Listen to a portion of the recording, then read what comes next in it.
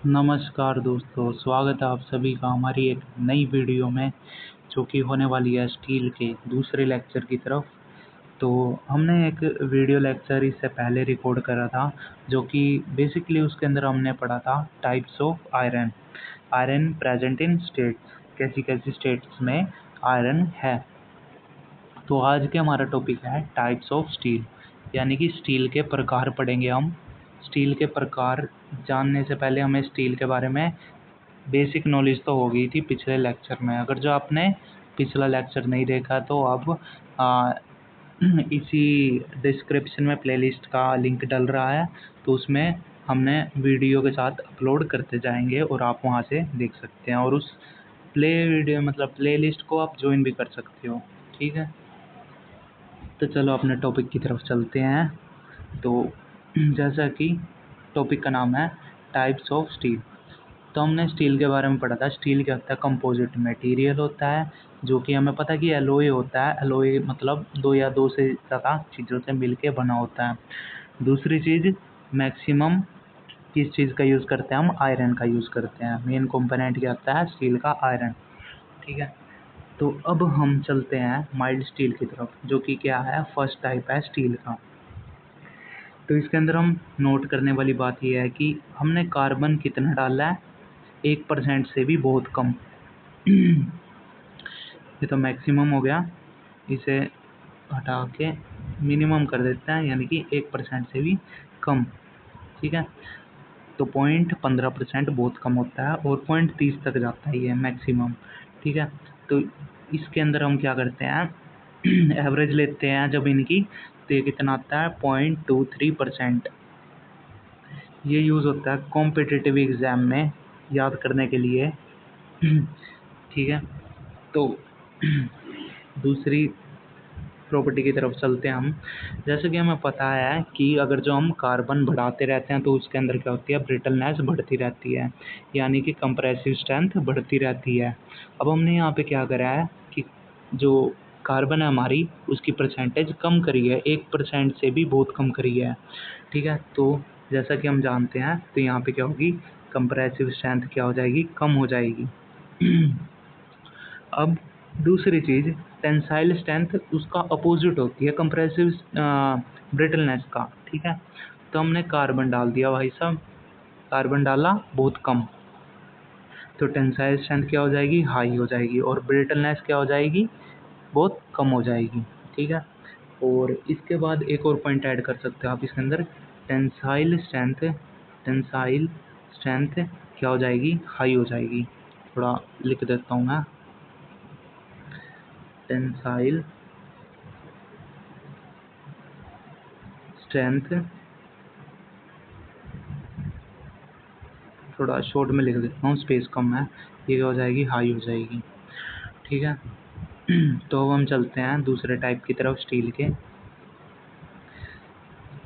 अब दूसरा टाइप क्या है अपने पास? HYSD steel. ठीक है, तो इसे जूम कर लेते हैं।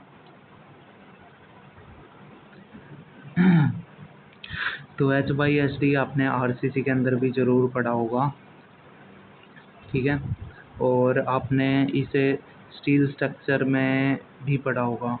तो HYSD की आपको फुल फॉर्म पता ही होगी, हाई यील्ड डिफॉर्मेशन बार। अब कई बच्चों को हाई यील्ड का मतलब नहीं पता होगा, तो मैं एक बार बता देता हूँ जस्ट फॉर रिवीजन। तो चलते हैं दूसरी स्लाइड की तरफ। ये देखो, अब इस ग्राफ के अंदर हमें क्या दिख रहा है? ये क्या है? स्ट्रेस और स्ट्रेन का डायग्राम है। स्ट्रेस आपको पता ही होगा, फोर्स अपॉन में एरिया होता है, फोर्स अपॉन में area.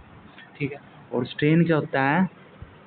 Effective length divide by में ओरिजिनल लेंथ, यानी कि कितना बढ़ चुका और पीछे कितना घटा हुआ था, यानी कि एल नोट अपॉन में ओरिजिनल। ठीक है, तो उम्मीद करता हूँ ये चीज़ तो आपको पता ही होगी। नहीं पता तो आपको एक बार रिवाइज हो गया। ठीक है, तो अब आप जैसा कि देख सकते हैं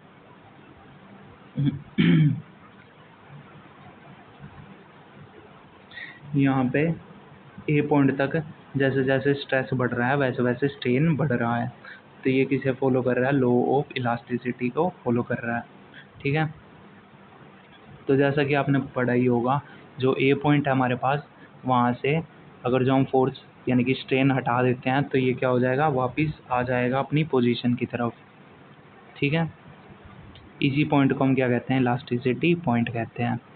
और यील्ड स्ट्रेस क्या होता है और अल्टीमेट स्ट्रेस क्या होता है, इसी में बहुत ज़्यादा कन्फ्यूज़न होती है बच्चों को। देखो, जो यील्ड स्ट्रेंथ होती है ना, यील्ड स्ट्रेंथ, थोड़ा मार्कर छोटा कर लेता हूँ। जो यील्ड स्ट्रेंथ होती है, जब हम मैक्सिमम से भी ज़्यादा कर देते हैं, मतलब किसी बच्चे को हम उसकी मैक्सिमम स्ट्रेंथ से भी ज़्यादा तंग कर देते हैं, ठीक है, तो उसे हम क्या कहेंगे, अल्टीमेट स्ट्रेंथ।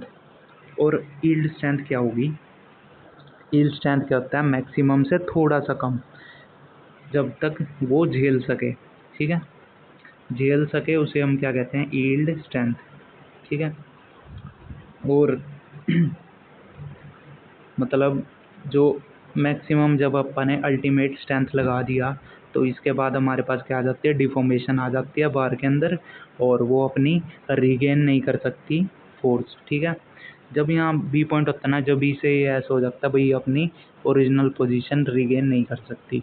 ठीक है, उसके बाद आता है हमारे पास ई पॉइंट। ई पॉइंट का हम प्लास्टिक पॉइंट भी बोलते हैं कई बार, और कई बार फ्लेक्चरल पॉइंट भी बोलते हैं। फ्लेक्चरल पॉइंट क्यों बोलते हैं, क्योंकि यहाँ के ये टूट जाता है। ठीक है, और प्लास्टिक पॉइंट, जैसे कि आप प्लास्टिक के नाम से जानते ही होंगे, प्लास्टिक की चीज़ें हाथ मारते ही टूट जाती है। ठीक है, तो उम्मीद करता हूँ कि आपको यील्ड स्ट्रेंथ समझ आ गई होगी। तो अब हमने ये बार किस लिए बनाई है, यानी कि स्टील का सेक्शन किस लिए बनाया है, ये यील्ड यानी कि मैं जितना झेल सकता है उसे बेयर करने के लिए। ठीक है, तो अब हमने इसके अंदर क्या करा, कार्बन की वैल्यू क्या कर दी, ज़्यादा कर दी। अब जैसा कि आपको पता है कि कार्बन अगर जो हम ज़्यादा कर देते हैं तो कंप्रेसिव स्ट्रेंथ क्या हो जाती है, हाई हो जाती है, और ब्रिटलनेस भी हाई हो जाती है, और डक्टिलिटी क्या हो जाती है, कम हो जाती है भाई साहब। बिल्कुल, और टेंसाइल स्ट्रेंथ भी कम हो जाती है। अब चलते हैं हम तीसरे टाइप की तरफ, जो कि क्या है, HCS। HCS का मतलब हाई कार्बन स्ट्रेंथ, यानी कि इसके अंदर हम इससे भी ज़्यादा, जो हमने ऊपर क्या पढ़ा है, HYST स्टील, इससे भी ज़्यादा हम क्या डालेंगे इसके अंदर, कार्बन कार्बन डालेंगे। कार्बन डालेंगे, और इसकी कंप्रेसिव स्ट्रेंथ क्या हो जाएगी, बहुत ज़्यादा हाई हो जाएगी, और डक्टिलिटी कम हो जाएगी, जैसा कि आपको पता ही है। ठीक है, तो इसके बाद अपने पास आता है नोट पॉइंट। नोट पॉइंट क्या बताता है, mild steel having more ductility. क्या कह रहा है, माइल्ड स्टील के पास बहुत ज़्यादा डक्टिलिटी है, that why we use the rolled steel section. इसलिए हम क्या करते हैं, रोल्ड स्टील के सेक्शन माइल्ड स्टील के बनाते हैं। यानी कि अब हम जो भी पढ़ेंगे ना, जो हमने सेक्शन बनाया, बड़े बड़े सेक्शन बिल्डिंग के लिए, टेम्परेरी रेजिस्टेंस के लिए स्टील में, यानी कि आप जानती होगे यार, जैसे ब्रिज बनते हैं अपने, किससे बनते हैं, वो मेनली माइल्ड स्टील से बनते हैं। माइल्ड स्टील क्यों, क्योंकि उनकी डक्टिलिटी हाई होती है। ठीक है, इसलिए हम क्या करते हैं, माइल्ड स्टील को ही बोलते हैं रोल्ड स्टील। ठीक है, चलो भाई आगे चलते हैं। अब जैसा कि दूसरा पॉइंट है हमारे पास, property of steel. Property of steel, तो प्रॉपर्टी ऑफ स्टील हमें पता है कि किसी भी बंदे की, किसी भी चीज़ की हम तीन चीज़ों से डिक्लेयर करते हैं। पहली होती है फिजिकल प्रॉपर्टी, दूसरी होती है केमिकल प्रॉपर्टी, और चौथी मतलब तीसरी होती है मैकेनिकल प्रॉपर्टी। ठीक है, तो सबसे पहली प्रॉपर्टी क्या है, फिजिकल प्रॉपर्टी। फिजिकल प्रॉपर्टी में क्या आता है, अपने पास आती है डेंसिटी। डेंसिटी आपने पता ही होगा, गाढ़ापन कितना होता है। गाढ़ापन को हम लेते हैं किलोग्राम मीटर क्यूब में, और इसको कितनी होती है स्टील के लिए, 7850। ये बहुत ज़्यादा कॉम्पिटिटिव एग्ज़ाम में आता है, डिप्लोमा एग्ज़ाम में भी बहुत ज़्यादा आता है। और उम्मीद करता हूँ कि आप इसे याद कर लोगे। ठीक है, और दूसरी की तरफ चलते हैं हम। दूसरा क्या है? Coefficient of linear expansion. Coefficient of linear expansion. अब लीनियर एक्सपेंशन का मतलब क्या है? यानी कि उसका साइज बढ़ मतलब जो लीनियर एक्सपेंशन यार हीट की वजह से होता है मेनली, यानी कि उसकी शेप के अंदर क्या हो जाता है? चेंज हो जाता है। ठीक है, तो जैसा कि आप देख सकते होगे यहाँ पे सेल्सियस लिख रखा है। सेल्सियस क्या होता है? एक टेम्परेचर की ऐसा यूनिट होती है। ठीक है, अब दूसरा पढ़ते हैं हम, Young modulus of elasticity in steel. तो Young modulus of elasticity of steel आपको पढ़ा होगा एसएम के अंदर। तो इसकी वैल्यू कितनी होती है यंग मॉडुलस ऑफ की? ये होती है 2 × 10⁻⁵ न्यूटन mm²। उसके बाद यंग्स मॉडुलस ऑफ रिजिडिटी ये होती है 0.84 × 10⁻⁵ न्यूटन mm। और इसके बाद यहाँ आता है पॉइजन रेशो। पॉइजन रेशो बहुत इंपॉर्टेंट है जेई एडवांस के लेवल पे। तो इसे हम कितना लिखते हैं? म्यू से डिनोट करते हैं हम इसे, म्यू से, इस टाइप से।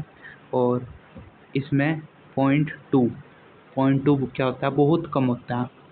जैसे कि आप जानते होगे यार, स्टील कौन पानी पीता है यार।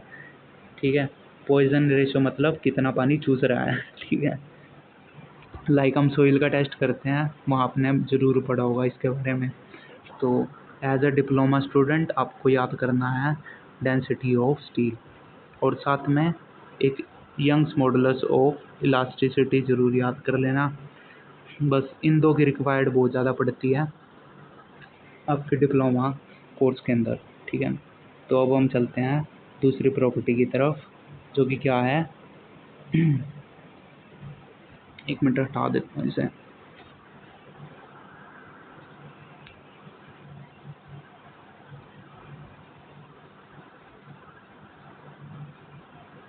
हाँ, ये चीज़ क्या दिखा रही है हमें? रिप्रेजेंटेशन है, जैसे हम स्टील को कैसे रिप्रेजेंट करते हैं। ये 1-2 नंबर का क्वेश्चन आ जाता है एमसीक्यू उसके अंदर, डिप्लोमा कोर्सेज के अंदर, और कॉम्पिटिटिव एग्ज़ाम में भी ज़रूर पूछा जाता है ये। जैसे आपको FP 410 WA दे देगा, WB दे देगा। जो ए और बी है ये क्या दर्शाता है? ये दर्शाता है ग्रेड को। जैसे कि आप यहाँ भी देख सकते हो, ए और बी क्या चीज़ है हमारे पास? ग्रेड है। और 410 क्या है यहाँ पे? 410 है अपने पास टेंसाइल स्ट्रेंथ। इसको हम डिनोट करते हैं मीटर mm² में। ठीक है, Fe का मतलब आप सभी को पता होगा, आयरन को डिनोट करते हैं केमिस्ट्री के अंदर, लेकिन इसके अंदर हम डिनोट करेंगे स्टील को। ठीक है, ए और बी हमने बता दिया ग्रेड होती है। और W क्या होता है? W मतलब वेल्डेबल। वेल्डेबल मतलब आगे आप जॉइंट्स पढ़ोगे, वेल्ड का मतलब आपको पता ही होगा यार, किसी भी एक सेक्शन को दूसरे सेक्शन के साथ जोड़ने के लिए हम क्या करते हैं? वाइंडिंग करते हैं। तो W का मतलब हो गया वेल्डेड। ठीक है, अब चलते हैं आगे।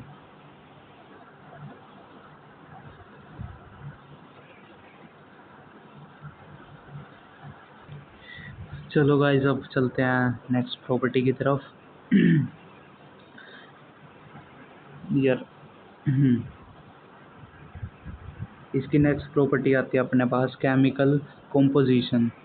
केमिकल कॉम्पोजिशन, जैसा कि हमें पता है स्टील को बनाने में कौन कौन से कंपोनेंट लगते हैं। तो इसके अंदर आप एक ट्रिक के साथ याद करोगे, जो कि मैं बता रहा हूँ। आई होप आपको अच्छी लगे ट्रिक। तो इसे कहना, कहें कहीं मन,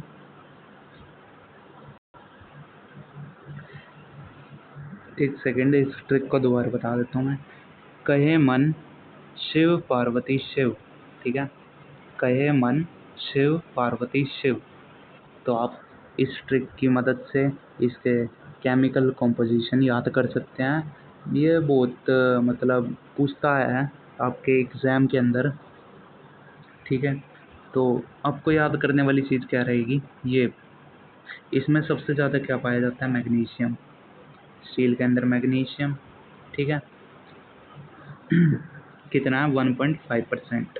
उसके बाद सल्फ़र बहुत कम है और फॉस्फोरस बहुत कम है, सिलिकॉन ये भी बहुत कम है और कार्बन भी बहुत कम है, ठीक है।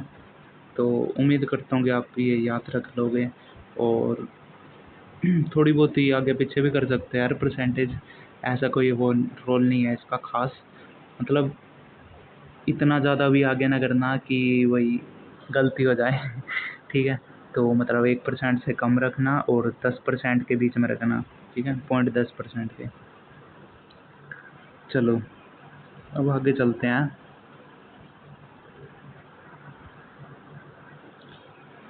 आगे आते हैं अपने पास मैकेनिकल प्रॉपर्टी। मैकेनिकल प्रॉपर्टी मतलब 4Fe10 WA। अब WA का मतलब हमने बता दिया, Fe मतलब स्टील, 410 माने की टेंसाइल स्ट्रेंथ और W यानी कि वेल्डेबल, A यानी कि ग्रेड। वेरी गुड, ठीक है। MCQ में आपको 1 नंबर का क्वेश्चन आ सकता है ये, ठीक है। अब मैकेनिकल प्रॉपर्टी क्या होगी, जो हम ठोक पीट के देखेंगे उसे, ठीक है।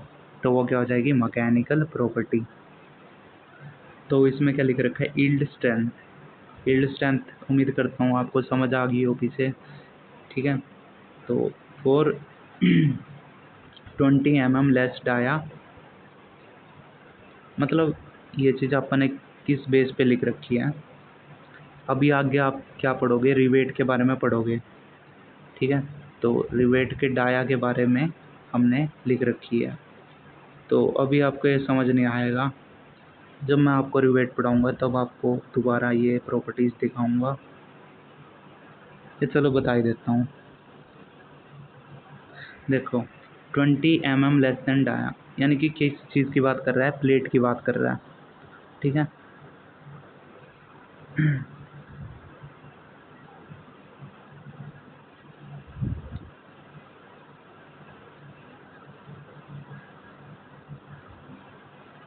हाँ 20 mm आई थिंक यार, इसे कंफर्म करके बताऊँगा मैं, अभी मुझे ये थोड़ा क्लियर नहीं है। तो कल के लेक्चर में हम इसे ज़रूर कंप्लीट करेंगे, ठीक है। तो इसे अभी मैं छोड़ रहा हूँ, मैकेनिकल प्रॉपर्टी स्टील छोड़ रहा हूँ, ठीक है। अब आ जाते हैं हम परमिसिबल स्ट्रेस के बारे में। परमिसिबल स्ट्रेस क्या होता है, परमिसिबल स्ट्रेस क्या होता है, जैसे कि आपको आरसीसी में भी पढ़ा होगा, एक आपको जब पेपर हुआ था तो एक कोड बुक दी जाती है, उसके अंदर हमारे पास परमिसिबल स्ट्रेंथ सारा कुछ लिखा होता है। तो बहुत लोग उसमें सेटिंग में मारते हैं जो कि बहुत गलत है यार।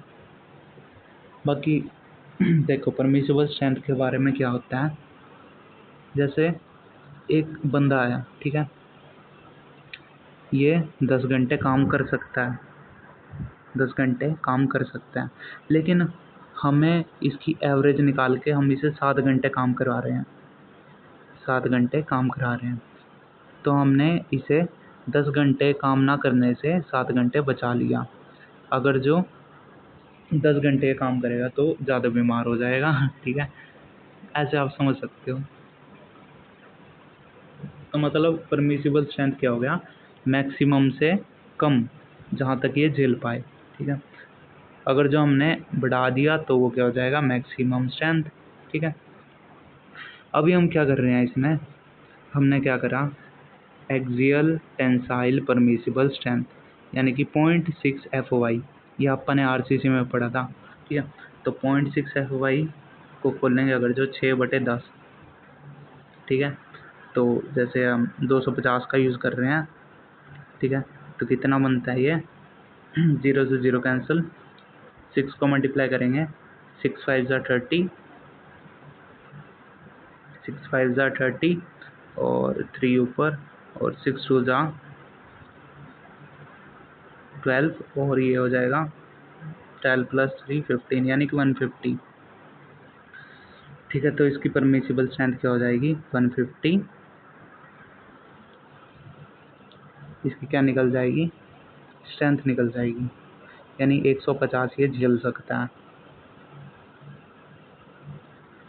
ठीक है, तो हमने ऐसे ही करके यहाँ पे हमने बता दिया 0.6 FY और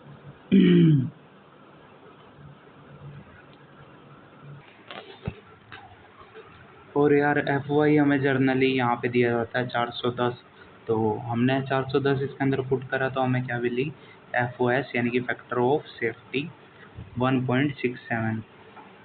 ठीक है, आई होप कि आपको पता होगा फैक्टर ऑफ सेफ्टी क्या चीज़ होती है, यानी कि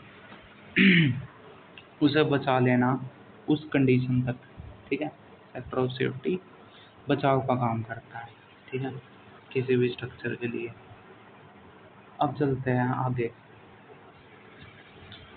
आई नो कि ये लेक्चर बहुत ज़्यादा बड़ा है और बोरिंग है, और बहुत सारी चीज़ें इसमें ऐसी हैं जो आपको याद करनी पड़ेगी कॉम्पिटिटिव एग्ज़ाम के लिए और आगे फ्यूचर के लिए भी, क्योंकि इसी से न्यूमेरिकल बहुत ज़्यादा अच्छे बनते हैं और बहुत ज़्यादा बेकार भी यहीं से होता है, यानी कि एक तरीके का बेस है ये। तो मैं उम्मीद करता हूँ कि आप ज़रूर इसे याद करेंगे। ठीक है, याद नहीं तो समझोगे ज़रूर यार। ठीक है, अब चलते हैं बेंडिंग परमिसिबल स्ट्रेंथ। बेंडिंग हमने बीम के अंदर पढ़ी थी, सभी को याद होगा। ये क्या होती थी अपने पास बीच में न्यूट्रल एक्सिस NW से, तो इसके ऊपर क्या एक्ट होता था कंप्रेसिव स्ट्रेंथ, और इसके नीचे क्या होता था टेंसाइल स्ट्रेंथ। जैसे ऐसे मुड़ जाता था ना ये, तो यहाँ पे क्या हो रहा है दब रहा है, ऐसे ऐसे फोर्स लग रहा है, तो ये क्या होगा कंप्रेशन, और ये नीचे क्या हो जाएगा टेंसाइल। ये चीज़ हमने SM में पढ़ी थी। ठीक है, तो अब इसे बचाने के लिए हमने क्या इतना रखा है 0.66 FY। अब FY के अंदर अगर जो हम 410 यूज़ करेंगे तो हमें कितना मिलेगा 0.5 FY, यानी कि फैक्टर ऑफ सेफ्टी कितना निकल के आ जाएगा 1.5। ठीक है, आप पुट अप करके देख सकते हो इसमें FY की वैल्यू, और आपको फैक्टर ऑफ सेफ्टी ज़रूर मिल जाएगा। ठीक है, उसके बाद आता है हमने पास शियर स्ट्रेंथ। शियर स्ट्रेंथ जैसा कि आपको पता होगा, शियर स्ट्रेंथ जैसे कि ये एक कोई भी दीवार है, इसे हमने फिक्स कर रखा है और यहाँ से हम फोर्स लगा रहे हैं। ठीक है, इसे उल्टाने की कोशिश कर रहे हैं। शियर वॉल का नाम तो सुना ही होगा, उम्मीद करता हूँ।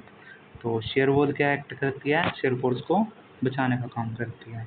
ठीक है, तो अब शियर फोर्स को देखते हुए, मद्देनजर रखते हुए, तो हमने क्या करा उसका एवरेज लिया। एवरेज कितना होता है 0.4 FY। ठीक है, और मैक्सिमम कितना होता है 0.45 FY। ठीक है, उम्मीद करता हूँ कि यार याद रख लोगे आप। और इसके बाद आता है बेयरिंग स्ट्रेंथ। अब बेयरिंग स्ट्रेंथ का मतलब क्या हो गया, बेयरिंग स्ट्रेंथ का मतलब जैसे ये कोई भी सुंदर कन्या है। ठीक है, अब एक लड़के ने, नहीं चलो लड़की मानो इसे भी, ठीक है, ये लड़की है, इसने इसे मार के इसका मुंह बिगाड़ दिया। ठीक है, सेम ऐसे ही स्टील अपने पास क्या है लड़की है, उसकी जितनी हम पिटाई कर देंगे तो उसकी शेप एंड साइज, मतलब फोर्स जितना लगाएंगे हम उस पर, तो उसकी शेप के अंदर जितना चेंज आएगा, ठीक है, उसी को हम क्या कहेंगे बेंडिंग स्ट्रेस। ठीक है, बेंडिंग स्ट्रेस क्या करता है, इसकी शेप में चेंज कर देता है। ठीक है, तो इसके लिए हम यूज़ करते हैं फैक्टर ऑफ सेफ्टी 0.75 FY। ये क्या होगा परमिसिबल स्ट्रेस। अब आएगा compressive strength. Compressive strength they depend on upon slenderness ratio. Slenderness ratio अभी आपको आगे पढ़ाएंगे बहुत अच्छे तरीके से, और उसी के अंदर ये सारे फॉर्मूलाज यूज़ होंगे। आप देखोगे आपको बहुत अच्छे तरीके से आ रहे होंगे उस टाइम तक। उम्मीद करता हूँ। तो अभी के लिए आप ये नोट करके रख लो, और जब आपको क्वेश्चन समझाए जाएंगे, जब आपको इन चीज़ों की असली मीनिंग पता लगेगी और जब आप इन्हें याद कर पाएंगे, ठीक है। तो उम्मीद करता हूँ आपको ये वीडियो अच्छी लगी होगी। बहुत ज़्यादा लंबी हो चुकी है, 25 मिनट तक। और मैं चाहता हूँ कि आप इसे बहुत सारे ग्रुपों में शेयर करें, ताकि हमारे चैनल भी ग्रो हो सके और बच्चों का इंटरेस्ट भी बढ़े स्टील के अंदर। और थैंक यू फॉर वॉचिंग। और आप अपना फीडबैक कमेंट के अंदर लिख सकते हैं, कैसी लगी आपको वीडियो, और कोई डाउट हो तो ज़रूर पूछ सकते हैं।